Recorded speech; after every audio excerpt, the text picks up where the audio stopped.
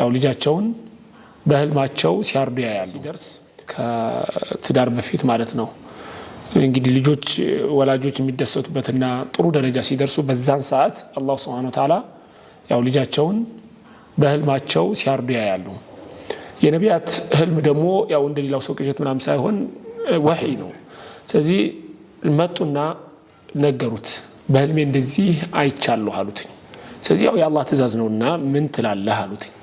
يا بني إني أرى في المنام أني أذبحك فانظر ماذا ترى كذا يسمى من هنا افعل ما تؤمر عليه افعل ما تؤمر ستجدني إن شاء الله من الصابرين እንግዲህ የታዘዝከውን አርግ እኔ ኢንሻአላህ ከትግስተኞች ውስጥ አገኘኛለህ ታገሳለሁ አሉ እንግዲህ ሁለቱም እንግዲህ በጣም ይሄ ትልቅ ፍትና ነው ማለት እሱም እሺ ብሎ ሊታረድ ይተኛል እሳቸውም ልጃቸው ሊያርዱ ያው ማታቀው በአዲስ ቢሆን አላህ አዞኛል ብለ ታረድ ይችላል ግን ከፍ ሲልና ስትፈልገው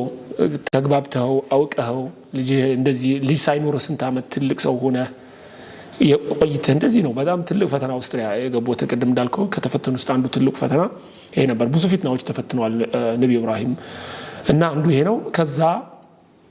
እሺ ብሎ ታዘዙ ይተኛል በኋላ ቢላውን አንገት ላይ ሲያርጉ ያው ዑለማዎች ይተላላሉ ብቻ ነሐስ ነገር ላይ አንገታቸው ላይ ያደርግና ሳይታረዱ ይቀራሉ ከዛ አላህ Subhanahu Wa Ta'ala በግን ከሰማይ ያወርዳል ማለት ነው ከዛ ያንን ልጁን ተተው ይሄኛውን መስዋዕት እንዲያደርጉ ያደርጋል ታዛዦች ሆኑ አጅራቸውን አገኙ ያንን የጠሉትን ነገር ደግሞ ሳይከሰት